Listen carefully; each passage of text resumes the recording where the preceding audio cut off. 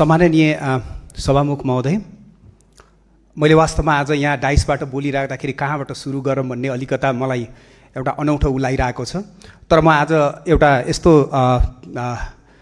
उबाट सन्देशबाट सुरु गर्न चाहन्छु आजको मेरो भनाइ।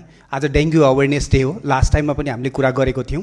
त्यसले गर्दा यो डेङ्गु भनेको यसको ट्रिटमेन्ट छैन। यहाँहरूलाई चाहिँ आज हेल्थको तर्फबाट मैले यो अवेर गराउन चाहेँ र सँगसँगै आज मेन्स हेल्थ अवेरनेस विक पनि हो।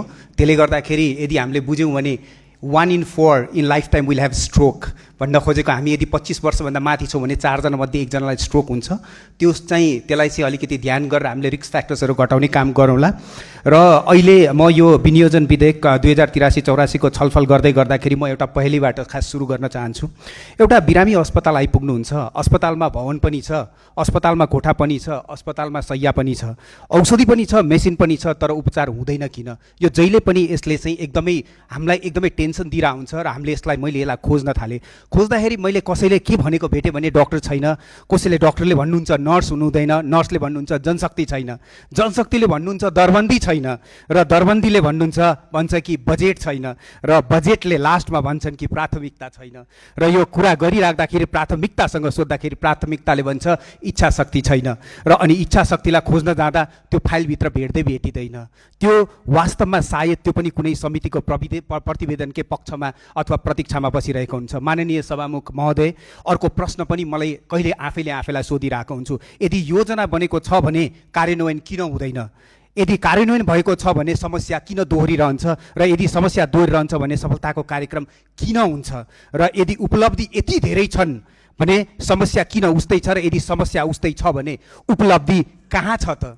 यो कुराले कहिलेकाहीँ मलाई लाग्छ नेपालको स्वास्थ्य क्षेत्र संसारकै सबैभन्दा धैर्यवान क्षेत्र हो, र किनकि समस्या वर्षौँसम्म पर्खिरहन्छ र हामी बैठक गर्छौँ, समिति बनाउँछौँ, प्रतिवेदन लेख्छौँ र समस्या अझै पनि त्यहीँ बसेर हाम्रो प्रतीक्षा गरिरहेको हुन्छ।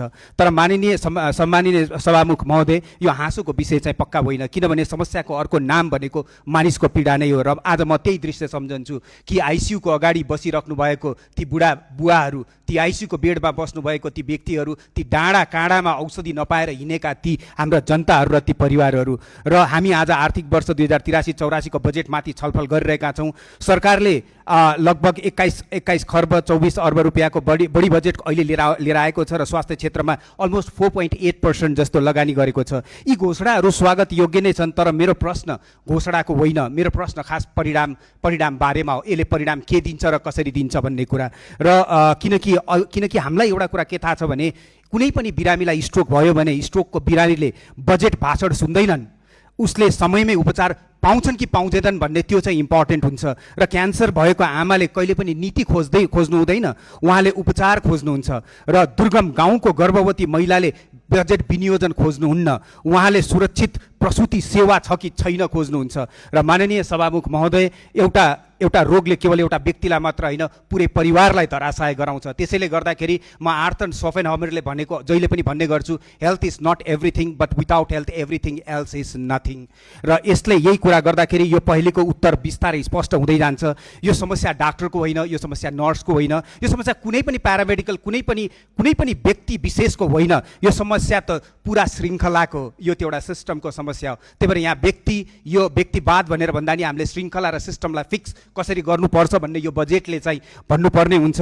र अन्तमा मैले यहाँहरूसँग के भन्न चाहन्छु भने हामीले 1 अर्ब यतिको बजेट स्वास्थ्य बजेटलाई छुट्याउँदै गर्दाखेरि चाहिँ यो रिक्त दरबन्दी तत्काल परिपूर्ति होस्, विशेषज्ञ चिकित्सक नर्स प्राविधिक जनशक्ति विस्तार गरियोस्, र त्यस्तै गरी चाहिँ नभएको जति पनि हाम्रो सिस्टम्सहरू छ हामीले लो क्लासदेखि हाई क्लाससम्मलाई पुग्ने गरी हामीले चाहिँ यो स्वास्थ्य सेवा प्रदान गर्न सकियोस् यो बजेट मार्फतबाट। किनकि भोलिको जनताले हामीलाई एउटै प्रश्न सोध्नेछन्, रोग हाम्रो थियो, दुःख हाम्रो थियो, संविधान पनि हाम्रै थियो, बजेट पनि आएकै थियो, अनि जब जीवन बचाउनु पर्ने समय आयो राज्य कहाँ थियो?